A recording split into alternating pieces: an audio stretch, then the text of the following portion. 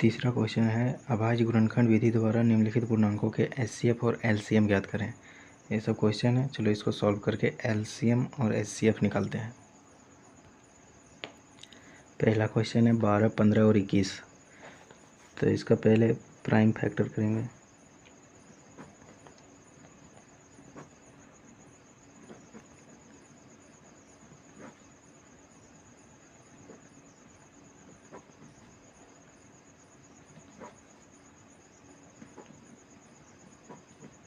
अब यहाँ पे लिखेंगे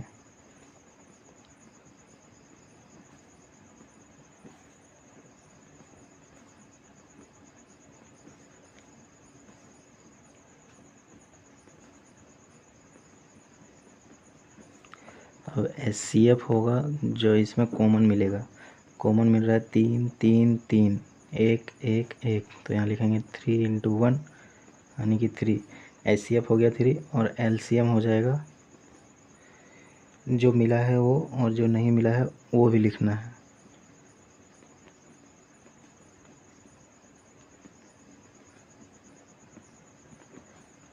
तो इसका एचसीएफ हो जाएगा, गुना करने पर आएगा 420। एचसीएफ हो गया 3 और एलसीएम हो गया 420। दूसरा क्वेश्चन है 17, 23 और 29। फिर से पहले का जैसा इसे तोड़ेंगे।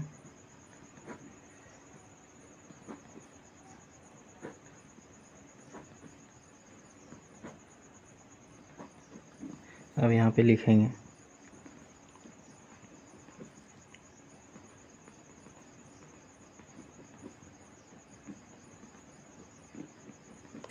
ये जो है सो बेसिकली 17 है और 23 है और 29 है ना, ये प्राइम नंबर ही है।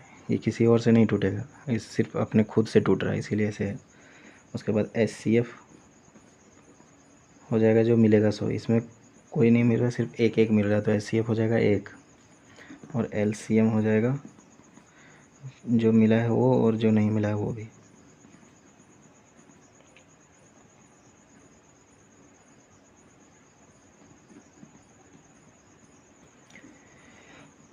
अब इसको इंटू करके लिखेंगे। तो इसका इंटू करके आएगा 11, 33, 9। इंटू करके देख लेना है। तीसरा क्वेश्चन है 8, 9 और 25। फिर से इसको तोड़ेंगे।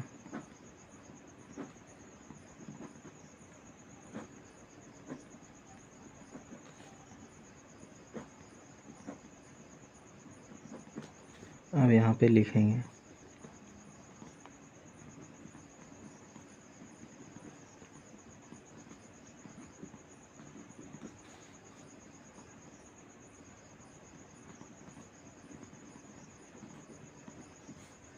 अब एचसीएफ इसका निकालेंगे। तो एचसीएफ इसमें जो जो मिलेगा वो लिखना है।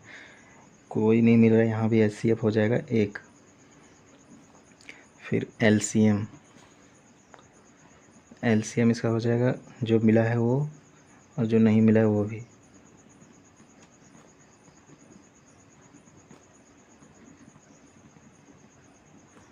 अब इसको इंटू करके लिखेंगे तो ये आएगा 1800। आंसर हो गया। एचसीएफ 1 आया, एलसीएम आया 1800। चौथा क्वेश्चन में बोला गया है कि एचसीएफ दिया गया है 9 और एलसीएम निकालने बोला गया है। चलो इसको सॉल्व करते हैं। एचसीएफ दे दिया गया है 2 नंबर का और एलसीएम निकालने बोला गया है 2 नंबर से। तो एलसीएम होता है एचसीएफ इंटू एलसीएम होता है ए इंटू बी, यानी कि 2 संख्याओं के प्रोडक्ट का। तो इसमें एचसीएफ मेरा 9 दे दिया गया है, एलसीएम निकालने बोला गया है और ए और बी है मेरा 306 इंटू 657। अब एलसीएम बराबर हो जाएगा 306 इंटू 657 बटे में 9। अब 9 से इसको काट लेंगे।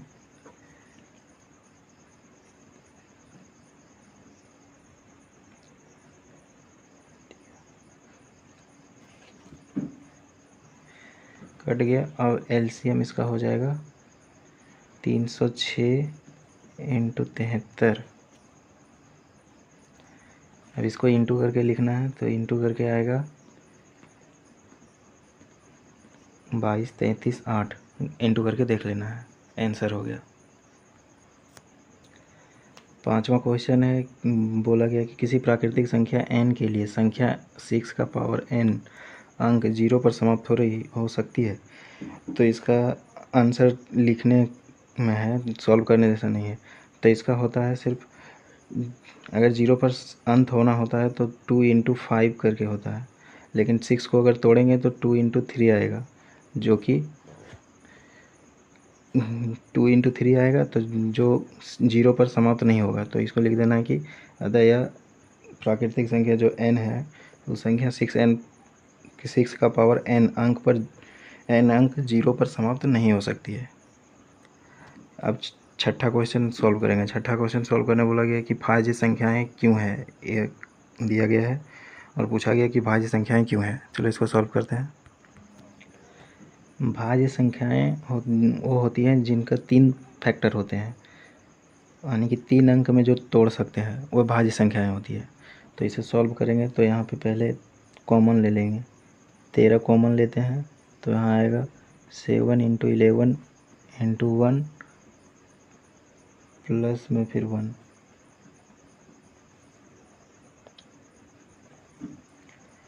अब इसको सॉल्व करेंगे तो 13 से यहाँ हो जाएगा, फिर इंटू में आएगा 11 सत्ते 77 और प्लस 1 आ जाएगा 13 इंटू 78। अब इसको तोड़ेंगे तो 13 इंटू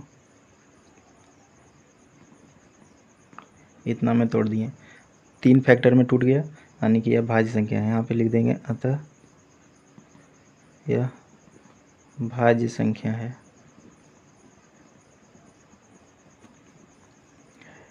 अब इसी की तरह इसको भी सॉल्व करेंगे।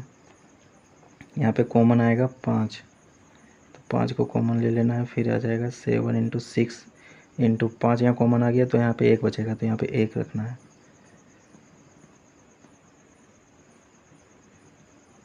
यहाँ भी 5 कॉमन चल गया तो यहाँ भी 1 बचेगा। अब इसको सॉल्व करना है। 5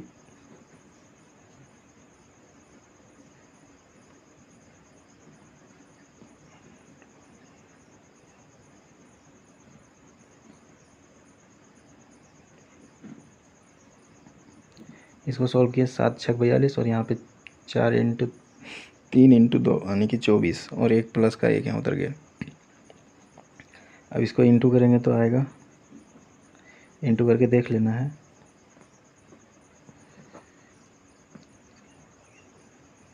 चौबीस दूना 48 के 8 भागियत में 4, 24 चौक 96, 800, 400 आएगा 108 प्लस में 1। अब इसको सॉल्व करेंगे तो आ जाएगा 9। अब इसको नहीं तोड़ पा रहे हो तो सिंपली इसमें इंटू 1 कर देना, क्योंकि इंटू 1 करने से वही नंबर आ जाता है। तो इसको तोड़ के हम 3 डिजिट में लिख सकते हैं, लिख पा रहे हैं, तो ये लिख देना है अतः यह भाज्य संख्या है। भाज्य संख्या 3 डिजिट में टूटती है, जो कि 3 डिजिट में तोड़ दिए हैं, तो यह भाज्य संख्या हो गया। अब 7वां क्वेश्चन बोला गया है, किसी खेल के मैदान के चारों ओर एक वृत्ताकार पथ है। इस मैदान का एक चक्कर लगाने में सोनिया को 18 मिनट लगते हैं, जबकि इसी मैदान का एक चक्कर लगाने में रवि को 12 मिनट लगते हैं। मान लीजिए वे दोनों एक ही स्थान और एक ही समय पर चलना प्रारंभ करते हैं, एक ही दिशा में चलते हैं। कितने समय बाद वे पुनः प्रारंभिक स्थान पर मिलेंगे? यानी कि 12 और 18 का यहाँ पे एलसीएम लेना है। तो 12 और 18 का एलसीएम लेंगे तो ऐसे ही तोड़ेंगे जैसे पहले तोड़ते थे।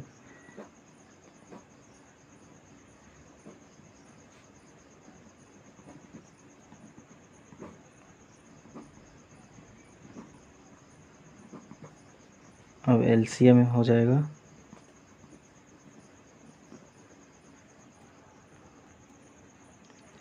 एलसीएम होता है जिसमें ज़्यादा पावर होगा, जितना ज़्यादा बार आएगा उसको लिखना है। तो यहाँ 2 बार आ रहा है, इसमें 2 1 बार आ रहा है, तो 2 बार इसमें आ रहा है, तो यहाँ पर लिखेंगे 2 का पावर 2। फिर 3 इसमें एक बार आ रहा है और इसमें 3 2 बार आ रहा है, तो जिसमें ज़्यादा पावर होगा, जिसमें ज़्यादा बार आएगा वही एलसीएम में लिखना होता है। तो इसमें 3 का 2 बार लिखेंगे। अब इसको सॉल्व करेंगे तो 2 का पावर 2 होता है 4 और 3 का पावर 2 होता है 9, तो इसका एलसीएम हो जाएगा 36।